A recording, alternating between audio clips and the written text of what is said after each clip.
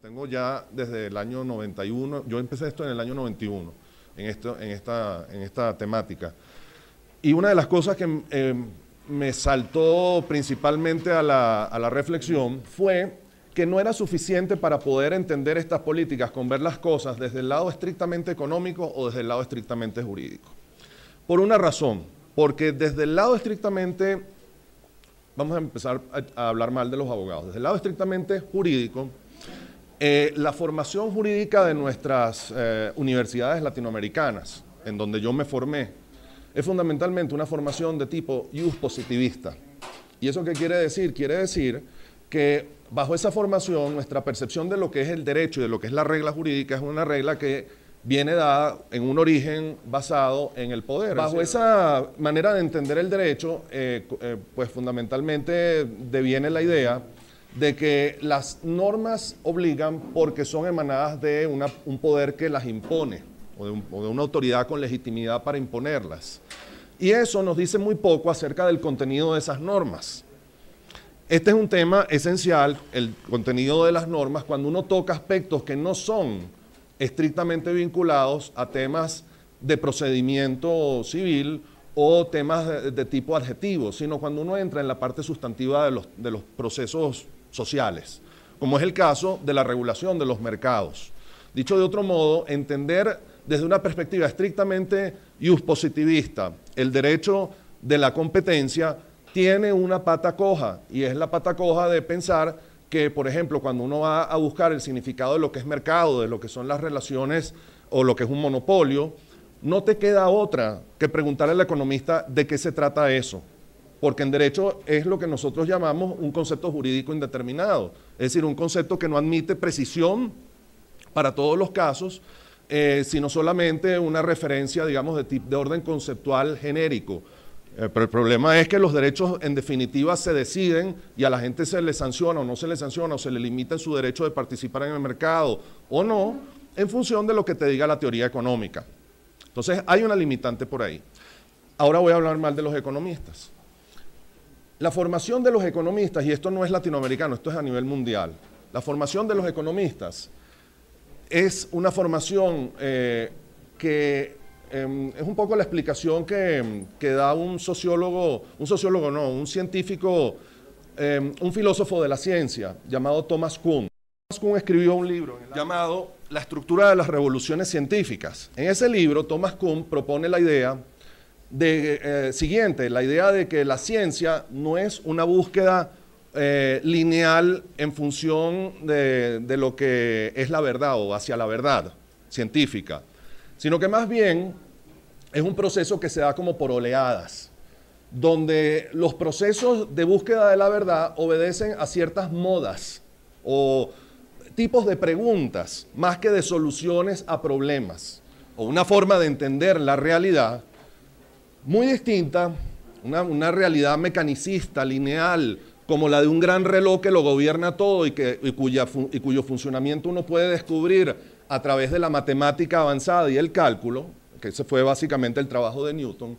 Es una forma muy distinta de entender el mundo a como lo entiende Einstein y Heisenberg, con sus teorías cuánticas de cómo se descompone la materia cuando, digamos, la materia entra cuando se estudia la materia en proporciones atómicas y subatómicas, y cómo el comportamiento de la materia, que es tan física como todos estamos compuestos de eso, sin embargo, obedece a otro tipo de fenómeno o de comportamiento, introduce una manera de ver el mundo completamente distinta a como lo habían entendido anteriormente bajo la visión mecanicista de Newton.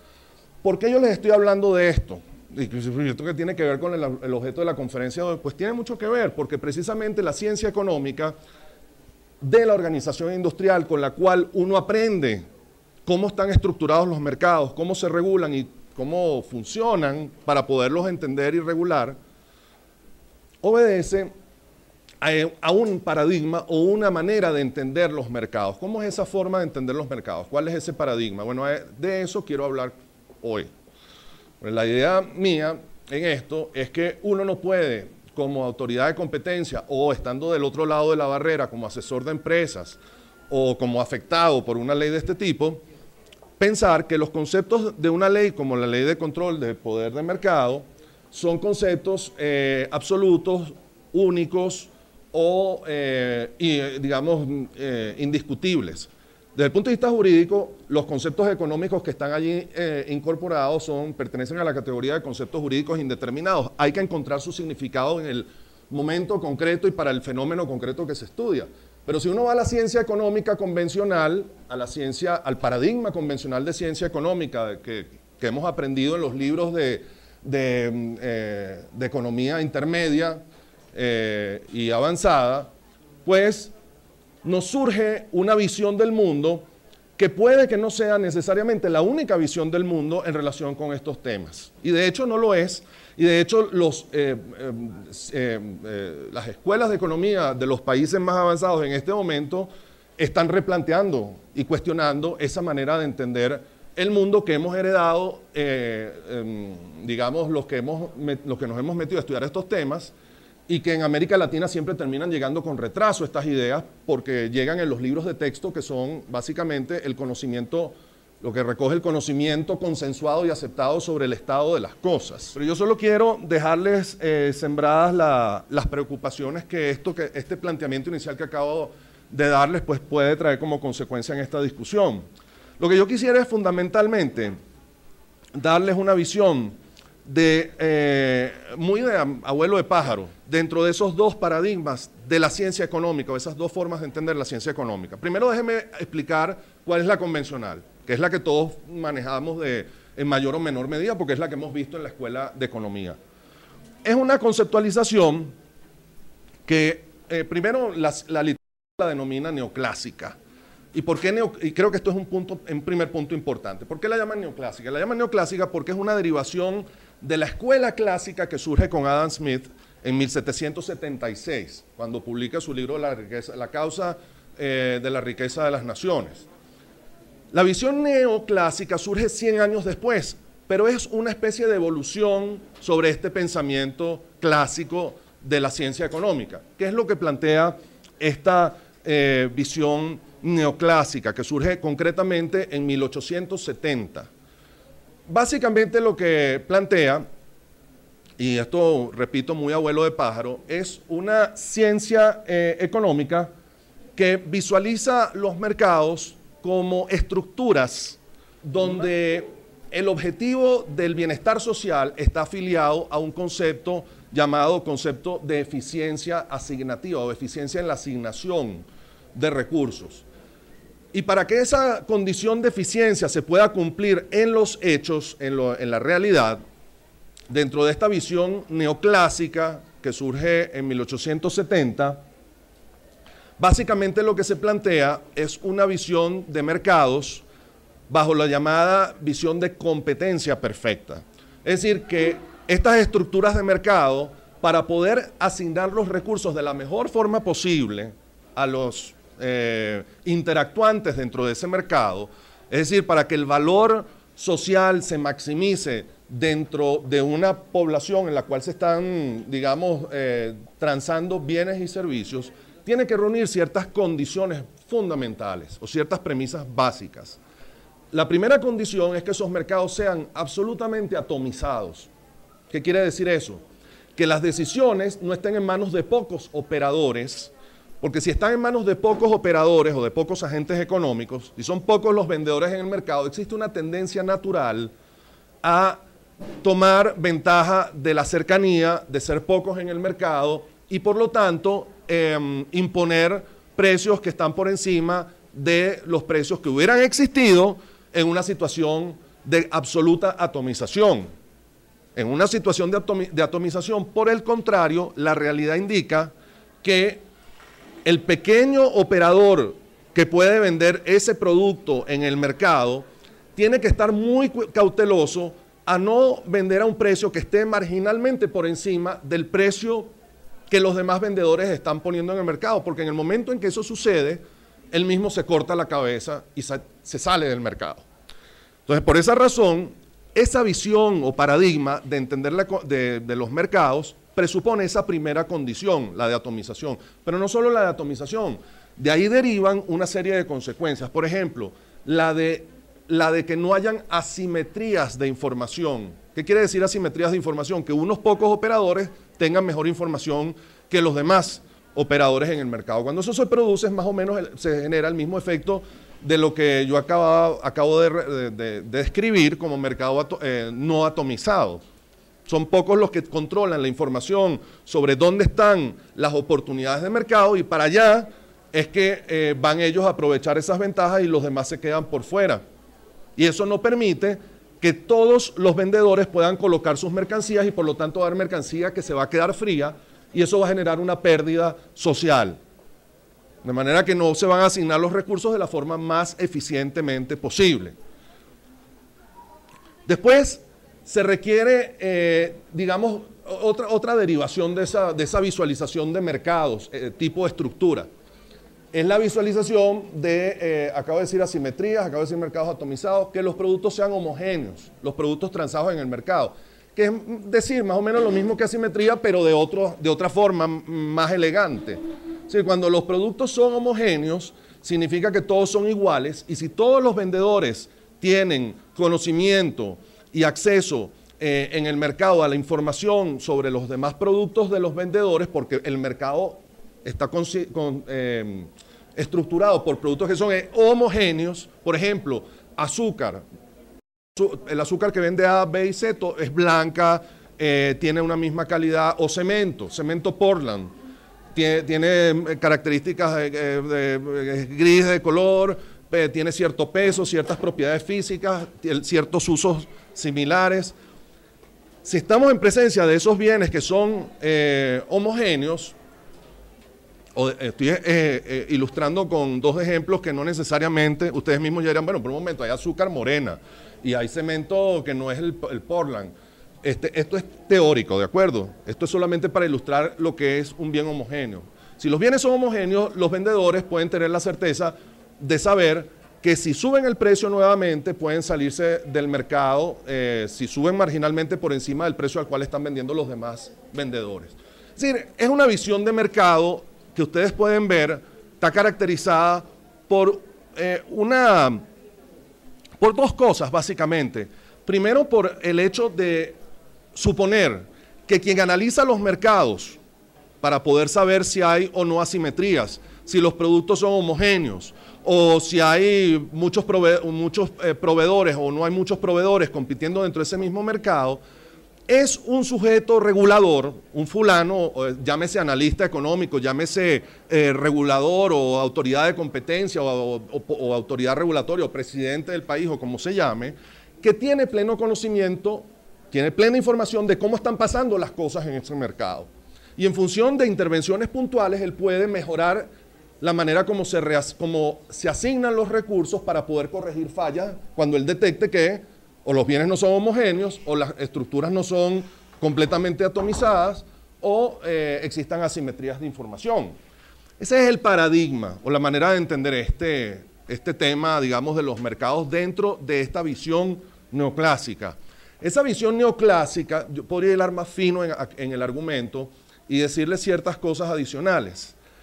Es una visión, en primer lugar, que tiene el concepto de equilibrio como un concepto referencial que lo toman estos neoclásicos de aquella relación que hace Adam Smith del precio tendiente hacia el precio natural.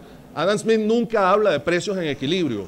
Él lo que habla es lo que él dice es que los mercados, cuando se disemina la información, tienen una tendencia hacia un precio natural. Él lo llama así, natural.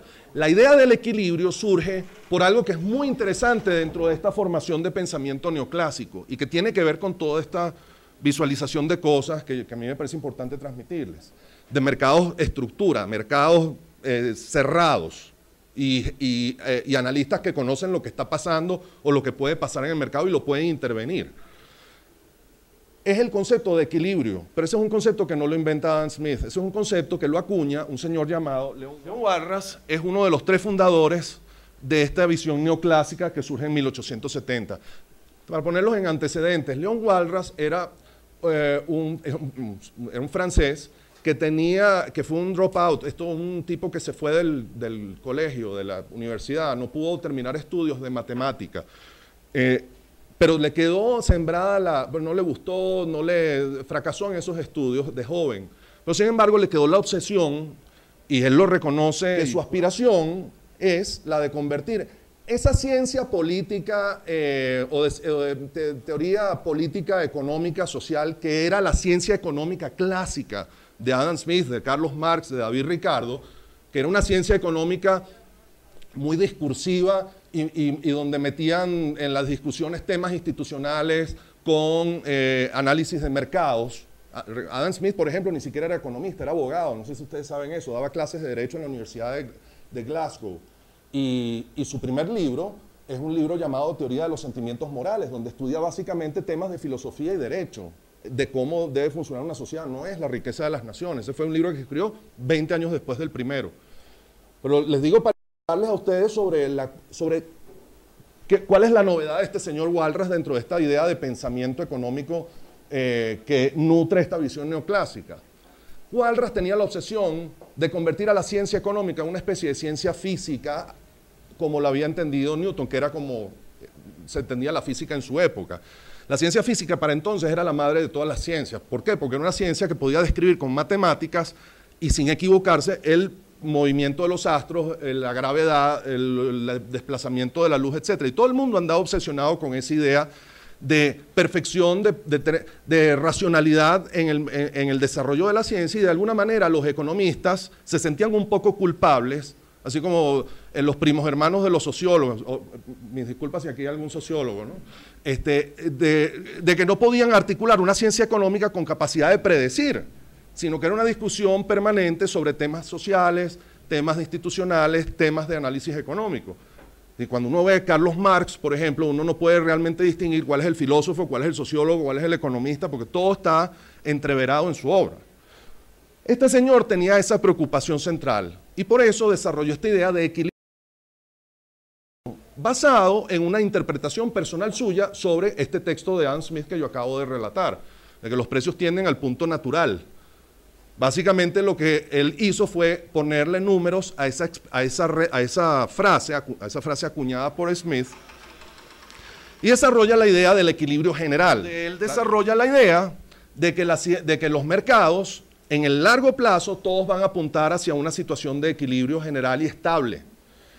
Y es a partir de esa idea que se estructura la visión neoclásica donde entonces vienen otras, por intermedio de la gestación de ideas paralelas de otros autores, pues la idea de mercados estructurados, de asignaciones basadas en, digamos, en la búsqueda de la eficiencia. ¿Por qué? Porque una derivación de esta idea del equilibrio general es la de que los recursos se asignan de la mejor forma posible cuando los mercados están en competencia perfecta. Que eso no fue una contribución de Walras, sino de otro economista, un italiano llamado Wilfredo Pareto, 30 años después de que Walras escribe esta idea de que los mercados tienden hacia una visión de equilibrio general.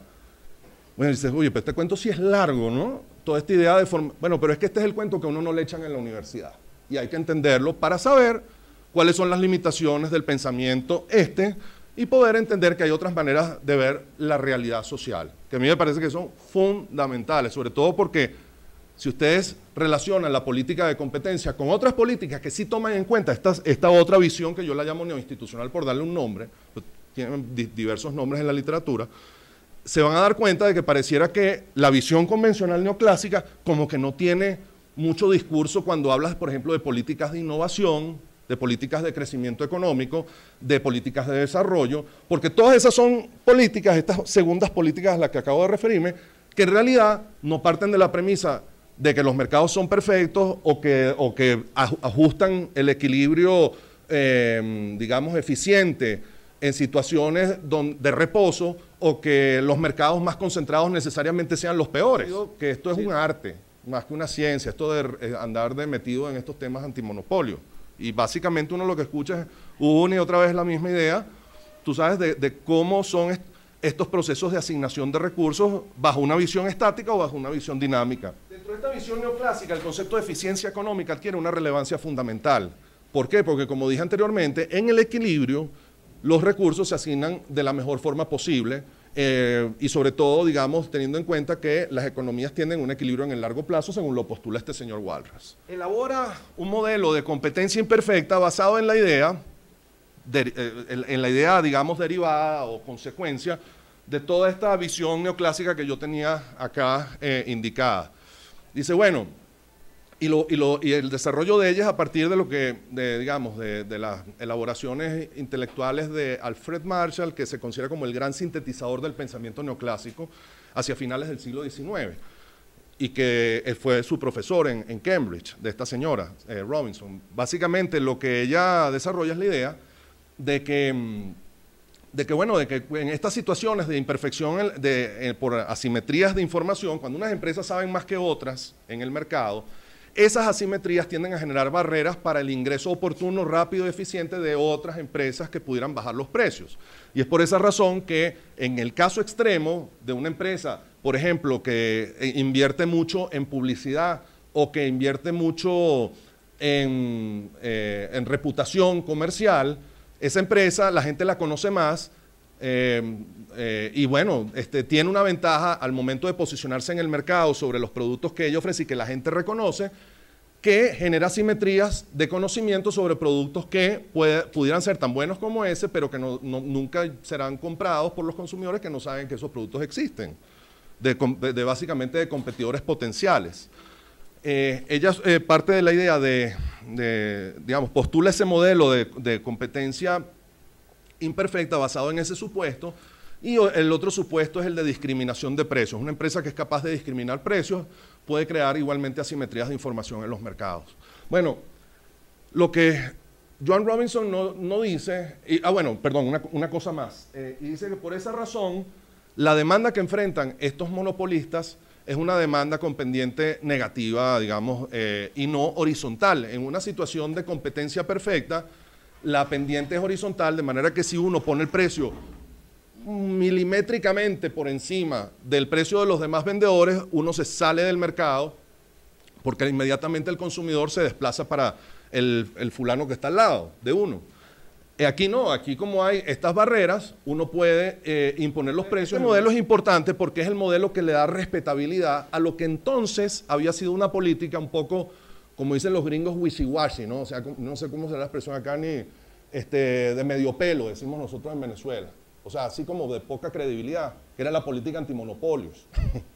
¿Por qué? Porque desde 1890, que se firma la ley Sherman, hasta 1934, que es cuando esta señora saca esta tesis, la política de competencia había sido aplicada por jueces con un conocimiento más bien intuitivo de la cosa, del funcionamiento de los mercados. Entonces, era como un compendio de teorías jurídicas que a veces se contradecían, a veces estaban sujetas a los vaivenes de política económica general del gobierno. Si ustedes ven la política antimonopolios en la época de Franklin Delano Roosevelt, una política mucho más intervencionista y mucho más metida en los asuntos de los negocios que en las décadas anteriores. No había como una conceptualidad que le diera cierta respetabilidad científica a este asunto. Bueno, a partir de esta idea digamos, de mercados cerrados, de equilibrios, de eficiencia, surge entonces el concepto de poder de mercado.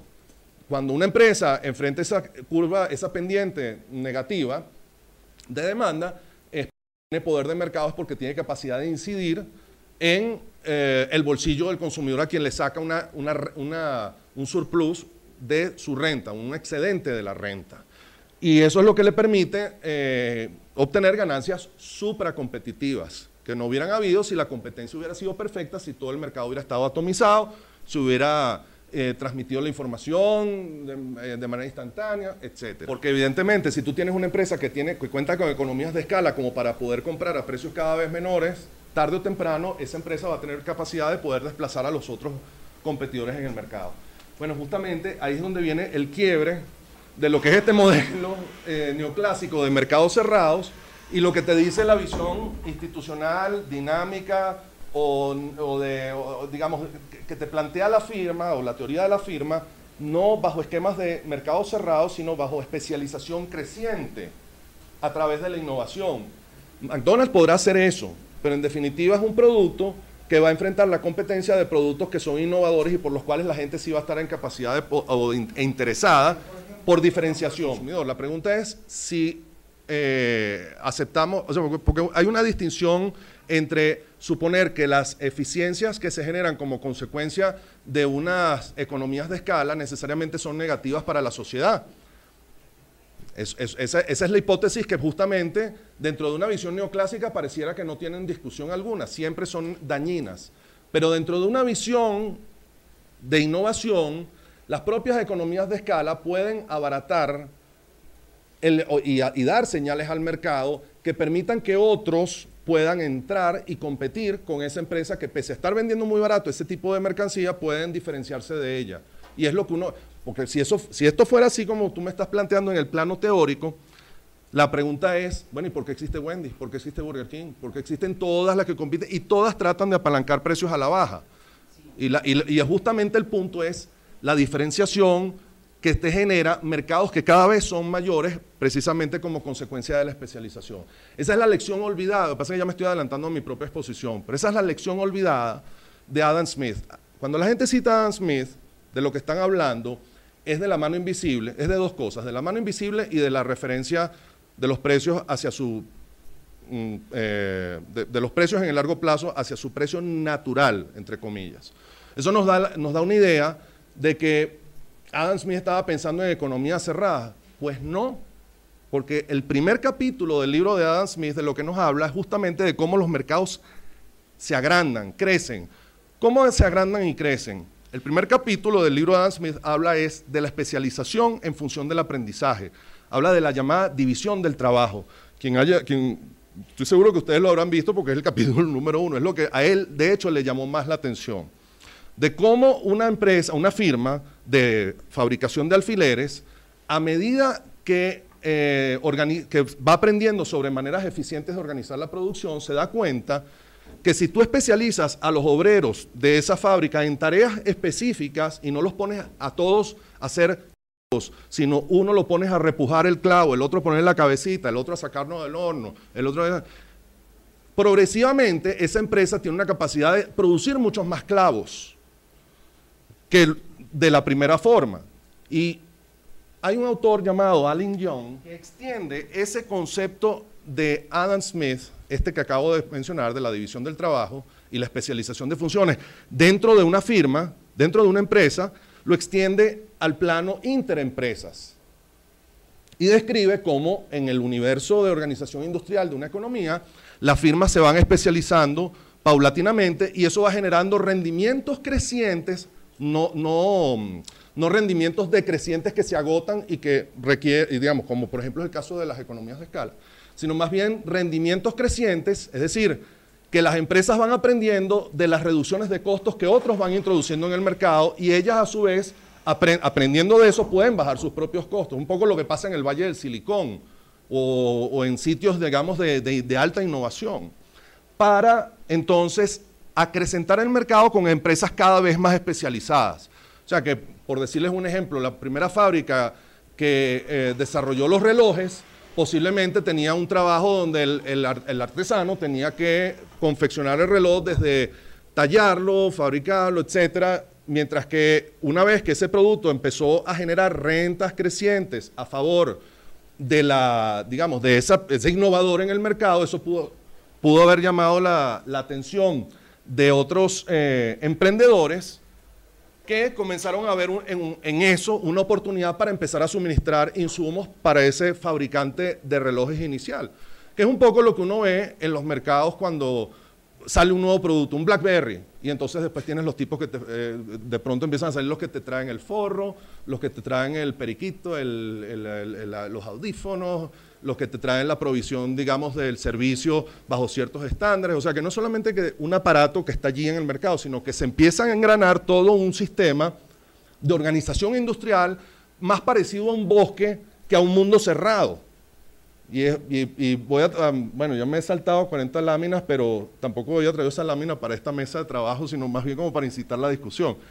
En todo caso, yo no digo que una cosa sea buena y otra sea mala. Lo que estoy diciendo es que son dos formas de ver el mundo y esto es importante tenerlo en cuenta.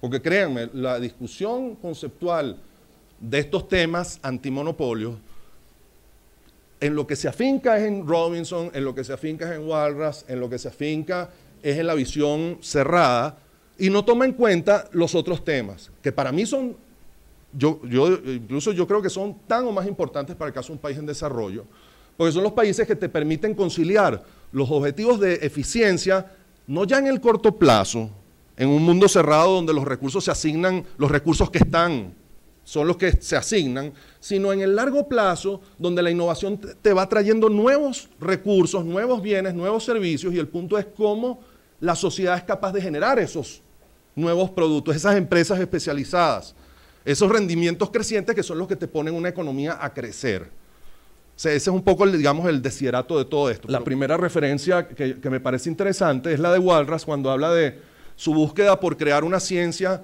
con capacidad de predecir, una ciencia económica, ¿no? Y esta es una cita de una carta donde él dice: solo con las matemáticas y emulando los métodos de las ciencias naturales y particularmente el modelo de la mecánica de los cuerpos celestes, o sea, la física de Newton, para ponerlo en criollo, podría convertirse la economía en una verdadera ciencia, o sea, lo que no fuera eso no era ciencia. O sea, en el fondo Marx, Smith, Ricardo, Juan Bautista Sey, todos eran unos, como decimos en Venezuela, unos habladores de pistoladas, porque no estaban haciendo verdadera ciencia, en opinión de este señor.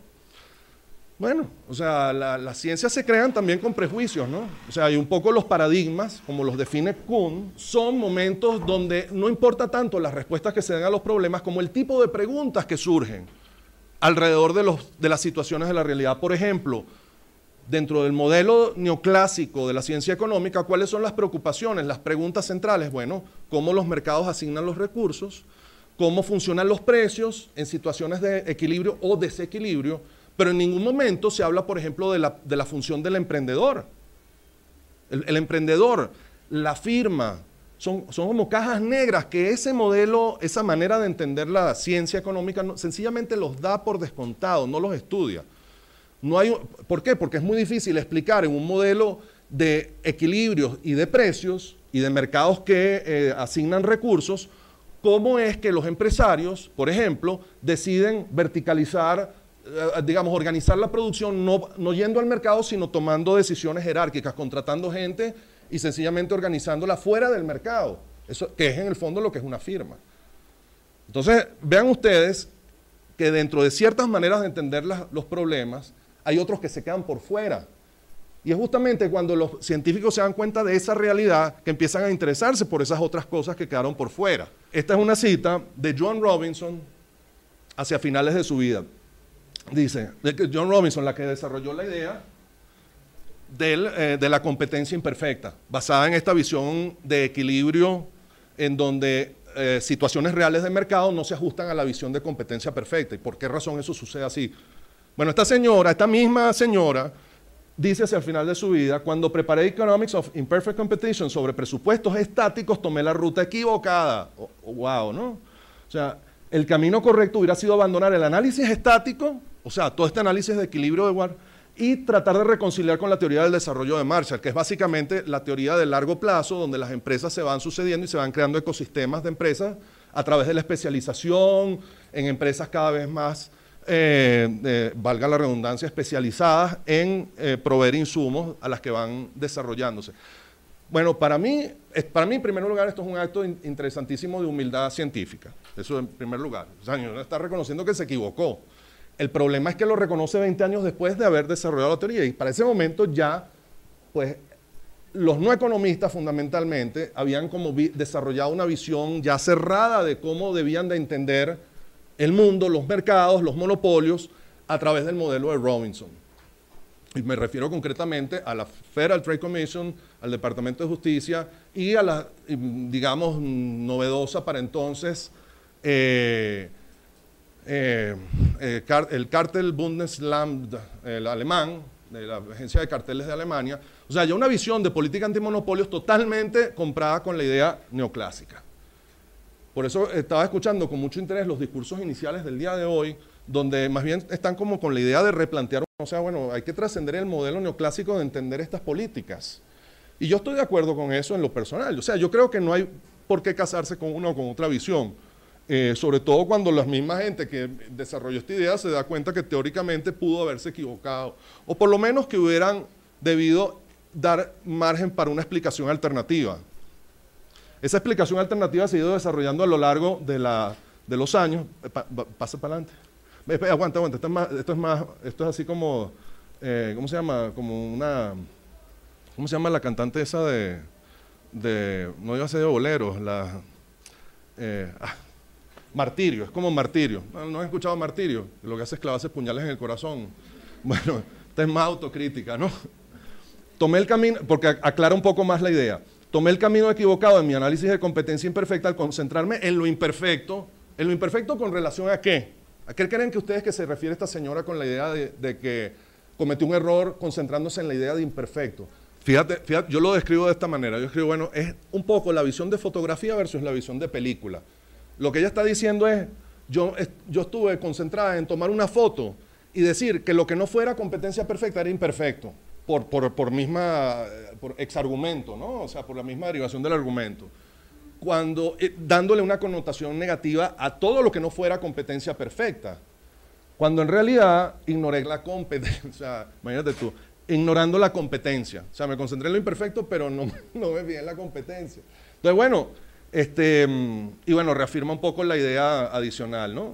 De basar o sea, su trabajo sobre bases estrictamente estáticas, o sea, sobre una fotografía de una suposición sobre lo que debía ser el universo, digamos, donde se asignan las cosas de la mejor forma posible, la competencia perfecta, versus esto que tenemos que siempre va a ser maluco, porque nunca se va a poder ajustar a eso. Porque díganme ustedes a mí, ¿cuál mercado del universo se ajusta a la competencia perfecta?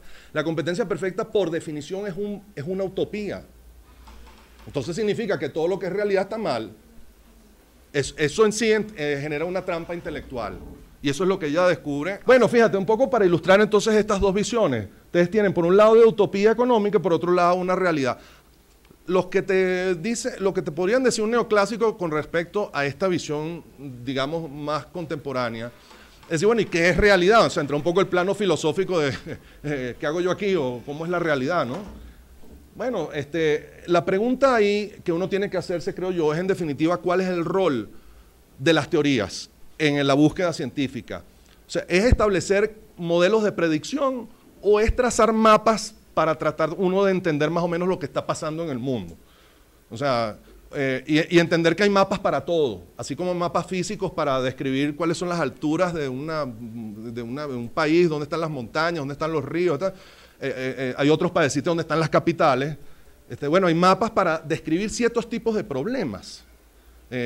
Y no necesariamente las teorías son la búsqueda de predecir las cosas. Son dos visiones totalmente contrapuestas del funcionamiento de la ciencia y de lo que debe ser una ciencia económica.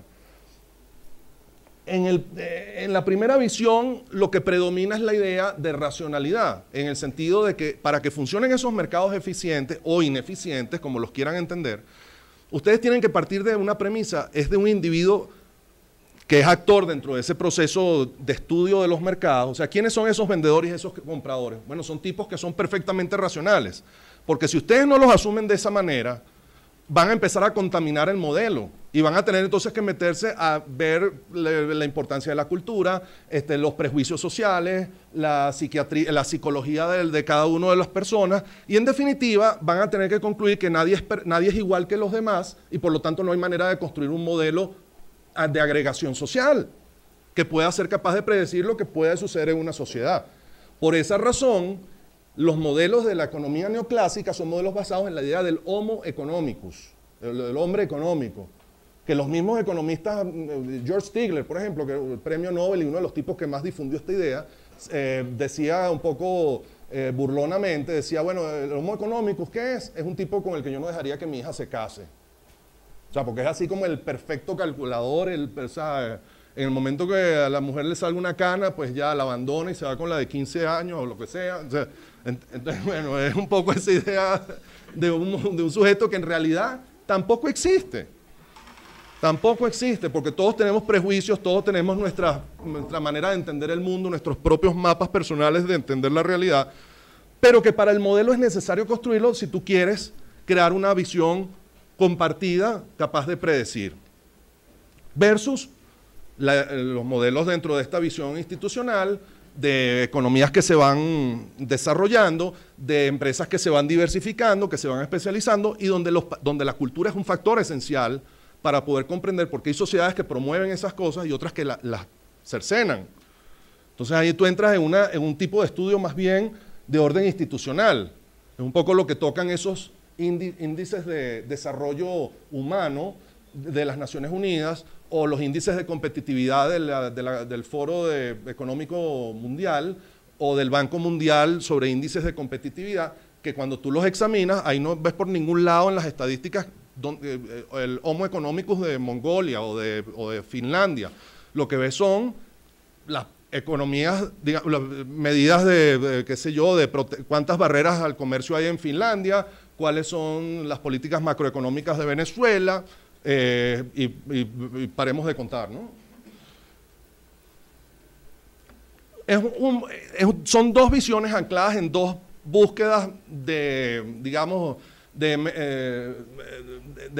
metaciencia o de inspiración de ciencia completamente distintas. La una búsqueda, digamos, replicar la ciencia física a través de métodos elegantes, y por eso es tan popular, elegantes de predicción matemática, un modelo económico con capacidad de poder predecir comportamientos. Pero poco importa que los economistas jamás la peguen cuando pregunta, bueno, ¿cuál va a ser la inflación del año que viene, ¿no? O sea, un poco el contraargumento, ¿no? Versus un modelo de biología evolutiva, que lo plantea el propio Marshall, que es este economista que les decía de finales del siglo XIX, el gran sintetizador de la ciencia económica. La referencia de Robinson cuando dice, oye, yo debía haber visto el lado de biología evolutiva que Marshall predicaba, en vez de fijarme en las tijeras. ¿Sabes que las tijeras de oferta y demanda? Ese es un concepto que desarrolló Marshall. En lugar de fijarme en las tijeras de corto plazo. Lo que debió ver sus innumerables referencias en su libro de Principios de Economía Política a árboles en el bosque, a ensayo y error, como las empresas aprenden por ensayo y error, a empresas grandes y empresas chicas, o sea que no todas son empresas iguales, y sobre todo la imposibilidad de crear modelos con capacidad de predecir, sino donde la función de la ciencia económica es más bien tratar de entender, que es muy distinto. No es predecir el futuro, sino entender lo que ha pasado. A lo mejor eso no es tan sexy, y por eso es una visión que ha demorado 100 años en tratar de percolar, porque no hay cosa más chévere, uno como economista, que venga el periodista y te diga, ¿y cuándo tú crees que va a ser la inflación? Y uno tira el número y esperas que el año que viene nadie se acuerde de qué fue lo que dijiste. Es así. O pones 3 economistas y, digamos, a ponerse de acuerdo y salen 4 interpretaciones y cosas de este tipo, ¿no? Y me disculpan los economistas aquí del foro. Yo también me considero economista, por cierto. Pero bueno. Creo que la riqueza del pensamiento social no se agota en estos estancos de ciencias que nos han creado, porque al fin y al cabo de lo que se trata es de buscar la verdad. Y bueno, por último, esta visión de eficiencia en la asignación de recursos, que es el norte de las políticas de antimonopolio convencionales, es buscar que los recursos se asignen de la manera eficiente. Pero resulta que entras en cláusulas como creo que es la del artículo 12 de la ley de ustedes, la que habla de excepciones, por regla de la razón, o excepciones a la condena de acuerdos restrictivos, por ejemplo. Les pongo un ejemplo, un acuerdo de restricción vertical entre un proveedor y un distribuidor, se supone que en sí mismo eso debería ser condenable, ¿no es cierto? Porque excluye la competencia del que no tiene la exclusividad, aguas abajo. ¿Me siguen? O sea, si yo le doy imagínense ustedes que yo como fabricante de estos micrófonos le doy la exclusividad para vender los micrófonos de la marca Nacho de León al individuo que está al distribuidor que está en Guayaquil, y prohíbo que todos los demás, o sea, no le doy la distribución a nadie más, se la doy solo a él. Bueno, eso saca o no saca al mercado a todos los que no tienen la exclusividad, lo saca, evidentemente, por lo menos estos micrófonos no los va a poder vender. Debería ser condenable ese acuerdo. Lo cierto es que los míos, los de Nacho de León, los con el sello inigualable, esos excluyen a un competidor, a los que no la tienen, o sea, teóricamente, ese ejemplo nos debería llevar a la conclusión de que cualquier tipo de acuerdo de distribución vertical debería estar prohibido. Pero la intuición nos dice que eso no debería ser así. Y esa es una intuición correcta. ¿Por qué razón? Porque si ustedes no le dan la exclusividad a un fulano en un territorio, ¿qué incentivos puede tener ese individuo para salir a vender, a pararse todas las mañanas? O sea, imagínense ustedes, no les pongo el ejemplo de los micrófonos, que es muy aburrido, el ejemplo de los automóviles. Los distribuidores, yo sé que todo el mundo tiene un cuento contra los distribuidores de automóviles, yo también tengo los míos, pero imagínense teóricamente este ejemplo, el distribuidor de la Toyota en Guayaquil o en Quito. Ese tipo tiene que hacer ¿qué? Tiene que entrenar su personal. ¿Para qué? Para que sepan cuando vengan los clientes, saber qué tipos de vehículos son los que van a vender, ¿no es cierto? No que esté, digamos, el comprador haciendo preguntas y el vendedor no tenga la menor idea. O sea, si tú has ido para un vendedor de automóviles, sabes que los tipos son unos tigres vendiéndote carros porque te describen las cosas de una manera que lo ponen a uno en total desventaja. Uno no sabe si al final del día todo eso que están diciendo es verdad o mentira. Pero en todo caso cuentan con una información que en algún momento se tuvieron que aprender. ¿Qué incentivo podría tener esa gente en hacer esa inversión en tiempo, en dinero, en dejar de hacer otras cosas que les producen ingresos para dedicarse a aprender? ¿Qué inversión va a hacer el vendedor exclusivo, el representante exclusivo, en pagar unas muchachas, modelos que estén enseñando los carros, en desarrollar sistemas de ¿cómo se llama?, de mantenimiento, de servicios de los automóviles, en entrenar a su gente, si no es porque espera ser el único que está vendiendo esa marca? Porque si tú tienes un tipo que está al lado, que tiene la misma capacidad de vender esos productos, ¿cuál va a ser el incentivo de este señor? Bueno, que este ponga las modelos y yo vendo los carros más baratos. Los clientes se informan con las modelos, pero después vienen a mi tienda y me compran los carros a mí. ¿Sí o no? La hipótesis es, si tú no le das esa ventaja inicial al exclusivo, el consumidor no va a obtener información para poderse comprar el carro, en definitiva. O sea, lo que va a obtener es una información sobre cuál es el carro más barato, punto. Pero no cuáles son las características del precio, de calidad, de qué producto. Y vamos a estar claros, si yo voy a comprar un carro, no lo voy solamente a comprar por el precio, porque por el precio me pueden vender una lata con 4 ruedas. O sea, trato de ver, digamos, rendimiento, duración, amortización, veo 1000 cosas cuando uno compra un carro. La pregunta es, ¿de dónde sale toda esa información que beneficia al consumidor? O sea, porque el consumidor no la tendría accesible.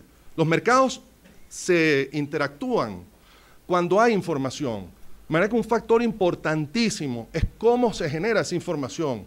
Y si no hay los incentivos, sencillamente no se genera esa información. O sea, lo demás es utopía. O sea, lo demás es como un cuento de camino. Entonces la pregunta es, ¿tú puedes crear esas condiciones prohibiendo este tipo de acuerdos? Bueno, yo no estoy diciendo que todos estos acuerdos sean competitivos, hay algunos que no lo son, y por esa razón quedan encuadrados dentro de una regla de excepción que hay que examinar caso por caso. Pero lo que sí estoy diciendo es poniendo el ejemplo teórico, digamos, para ilustrar el por qué no todos los casos pueden ser prohibidos y tienen que haber excepciones. Porque si no, ese artículo no estaría escrito así en la ley. Lo que diría es, se prohíben todas las restricciones verticales, punto. Y no hay más discusión.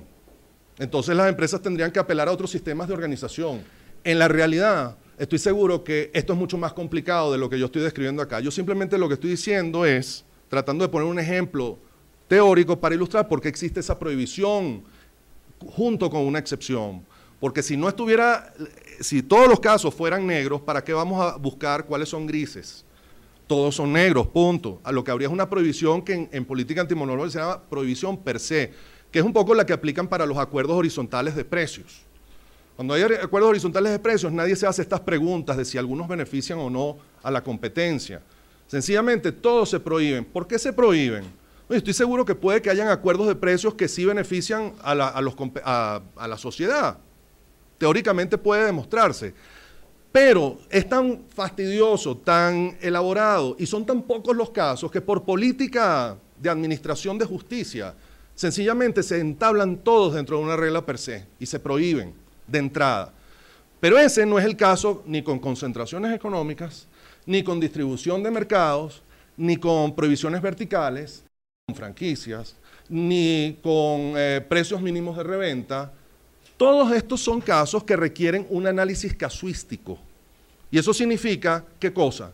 Que las autoridades de competencia y los abogados que asesoran a empresas o a la superintendencia tienen que entrar a ver el mérito concreto de estos casos. Eso significa que tienen que arremangarse la camisa y empezar a ver tamaño del mercado, si las empresas compiten o no dentro del mismo mercado. Ah, si es uno solo. Bueno, déjame ver, ok, aquí hay un indicio grave de que puede que haya un poder de mercado. Pero ojo, la ley no dice que el poder de mercado por sí mismo sea prohibitivo, que sea sancionable, que se prohíba. Tiene que haber además una conducta. ¿Y cuál es esa conducta? La exclusión. Ah, sí, pero tiene que ser una exclusión que además no sea una exclusión eficiente, como esa que un ejemplo, digamos, acabo de mencionarlo.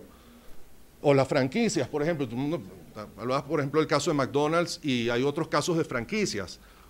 Que las franquicias son contratos que permiten que una empresa transmita know-how y tecnología para que otras empresas situadas en ciertos territorios desarrollen esos productos bajo ciertos estándares que se definen en manuales. O sea, es un contrato vertical, pues no es entre competidores, sino entre personas que están en distintos puntos de la cadena productiva.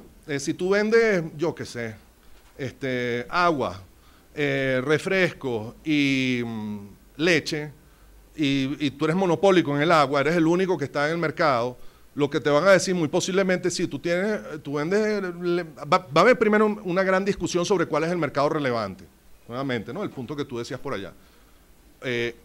¿Cuál es el mercado? ¿Es la leche, ¿es el agua solo o es el mercado de todas las bebidas posibles?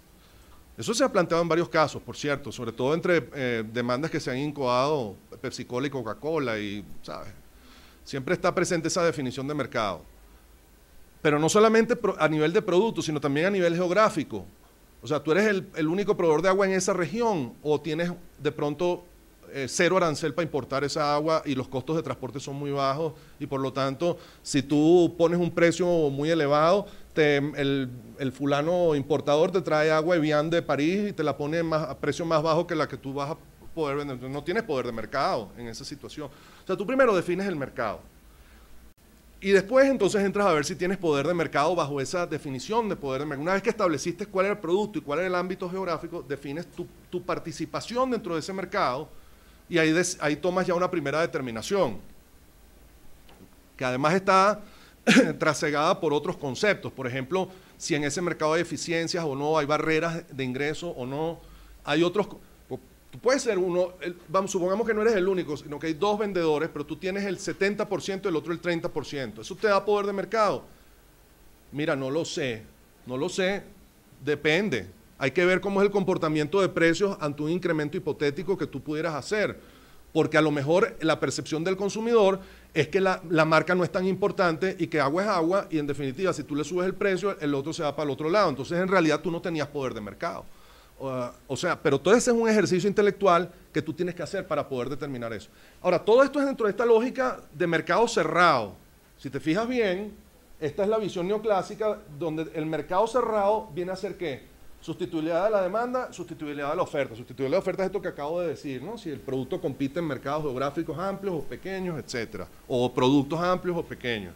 Si tú tienes capacidad, si tú puedes ser el único en el mercado, pero si por ejemplo hay un tipo que te vende refrescos y tú subes el precio, este tipo de pronto empieza a embotellarte agua de la noche a la mañana. En Venezuela pasó un caso buenísimo. Les he hecho el cuento para que se diviertan un rato. Bueno, para que se diviertan un rato. Dice que esto no son cosas que divierten, pero igual lo voy a contar. El cuento es este. En el año 96, porque es un caso único, eso sí, para nosotros, para ser únicos, nadie nos iguala. Resulta que la gente en Venezuela era el único país del mundo, creo yo que, no, ni siquiera Filipinas, había un otro país que le competía donde se vendía más Pepsi-Cola que Coca-Cola. Y la razón de eso es una razón histórica, es que en Venezuela la Pepsi-Cola se la cedieron ¿cómo se llama esto? En contrato de distribución exclusiva, ahora no me acuerdo cómo se llamaba el contrato. Pero bueno, le dieron la exclusividad en el embotellamiento y en la distribución del refresco al grupo Cisneros, que en los años 50 y para atrás, ¿no?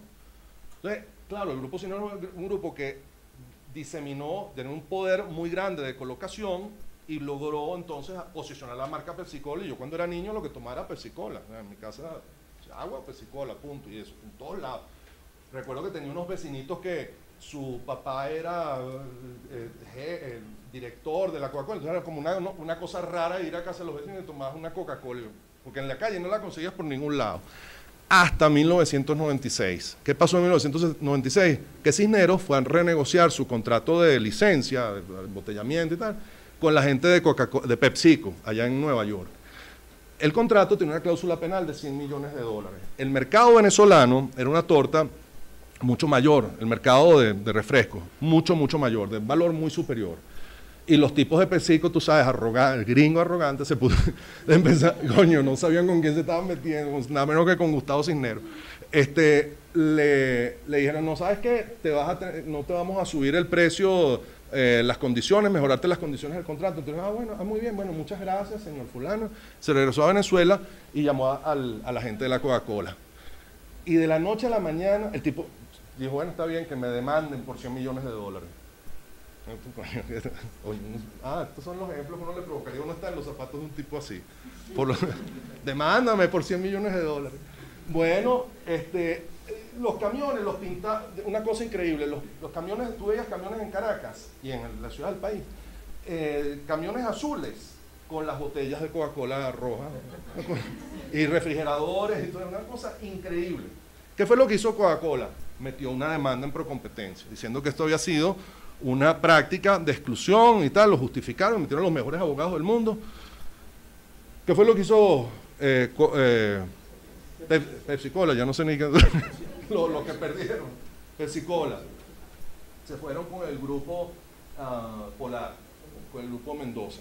Que el grupo Mendoza no vendía refrescos, vendía cervezas, pero la cerveza Polar, la fría, tú la podías conseguir en Santa Elena de Guairén, allá abajo en el Amazonas, en el último pueblo del infierno, y había su gaverita de cerveza y su montado con su cosa de la Polar y tal. Bueno, de la noche a la mañana, en 6 meses, ya estaban otra vez en el mercado. Y estaban ya en una situación de paridad. Y hoy día, de hecho, la que predomina predomina Coca-Cola, pero con un porcentaje muy inferior del que había tenido Pepsi-Cola antes de todo este zafarrancho que se montó en la superintendencia. Dictó 3 decisiones, tú sabes, una tras otra, y al final lo que terminó pasando es que el mercado mismo se reorganizó. O sea, ¿por qué? Porque en definitiva no había poder de mercado. Esa fue una de las cosas que invocaron, pero los hechos demostraron que no había sido así. O sea, que tenías otro tipo que podía desplazar su producción. Y esa es una de las cosas que te dicen en los manuales de antimonopolios, que yo estoy seguro que aquí seguramente lo van a sacar igual. Porque esto está en la Unión Europea, en Estados Unidos, que cuando tú tienes un productor que puede entrar al mercado desplazando la fabricación en un periodo de 1 año, que es los estimados, ahí estás en un mercado donde estás compitiendo con el otro. Se considera que el mercado se amplía, se agranda. La política antimonopolio en los años 50 en Estados Unidos estaba muy marcada por estos conceptos de visión neoclásica, y por eso, por ejemplo, esto lo veían como un problema. En los años 60 empezaron a surgir todos estos conceptos de eficiencia vinculados con prácticas sujetas a la llamada regla de la razón, a estos casos puntuales como distribución vertical, franquicias y cosas de este tipo. Empezaron a decir, bueno, un momento, esto tiene una repercusión positiva en el desarrollo de inversiones que a su vez generan información para el mercado, y eso es bueno para el consumidor, a pesar de que generan posiciones transitorias de monopolio. Pero en definitiva, la compensación entre carencia de asignación eficiente en el corto plazo versus eficiencias productivas en el largo plazo hace que el peso de la balanza deba favorecer las eficiencias productivas de generación de información. O sea, algún bolsillo tiene que echar sangre en estas cosas. Tú podías haberte quedado tranquilo en el sistema anterior, pero ahí el que echaba sangre era el consumidor. O hubiera podido cambiar o se cambió el sistema, y el bolsillo que empezó a sangrar fue los que dejaron de ganar rentas supercompetitivas. Que padecito en criollo era 30%. Y así me lo dijo mi primo en una discusión que tuvimos, que yo no estoy dispuesta a trabajar en esto si no tengo el 30% asegurado. Y dije, bueno, pana, pues entonces dedícate a vender verduras. Porque ¿por qué no con los consumidores tenemos que pagarte 30%? ¿Por cuenta de qué? O sea, hoy día tú tienes descuentos, tienes promociones, tienes 1000 cosas. Bueno, eso es la competencia. O sea, contra eso, bueno, yo creo que ya entonces es ideología. Ya lo que hay que hacer es ideología, ¿no? Si estás de acuerdo con eso, chévere. Porque si tú hablas de competencia e innovación, nunca va a ser perfecta. La innovación supone que haya monopolios temporales basados en el hecho de que el primero que innova es el único que está en el mercado, ¿no es así? O sea, es una consecuencia lógica de eso. Y yo creo que por esa razón esto es un arte, esto de escoger prioridades de política. No es tan blanco y negro. Vamos a acabar con los ricos o vamos no sé, eso no funciona así. De pronto los que están cometiendo la restricción no son los gallos más visibles, o de pronto sí. De hecho, nosotros en Venezuela le abrimos casos al Cisneros, a los de la Polar, a los de telecomunicaciones, les metimos multas y bueno, y el mundo sigue. Pero puede que no. O sea, hay casos interesantísimos. Por ejemplo, en telecomunicaciones, el costo de acceso a la red de telecomunicaciones, ese es un clásico. De las empresas de Internet que necesitan pegarse, para desarrollar esa industria de Internet, necesitan pegarse de una empresa que provee la telefonía y es exclusiva, como consecuencia de un monopolio que puede haber resultado de un proceso de privatización. Ese es un clásico. ¿Se debe permitir eso? Yo creo que no. Yo creo que no se debe permitir eso. A mí me estaba hablando ayer el superintendente de un caso, no sé si fue acá, donde una empresa que había sido privatizada de un puerto, otra gente que quiso montar un puerto, iba a competir con este primer grupo amenazó con que se iban a ir al CIADI porque violaba los términos de su contrato de privatización. A mí eso me parece que, bueno, eso me decía mi criollo, vamos a echarle bola, vamos a ver quién gana este pleito, vámonos al CIADI y vamos a meterles una multa por bloquear el ingreso de un competidor en el mercado. Pero en definitiva es un arte, como dicen.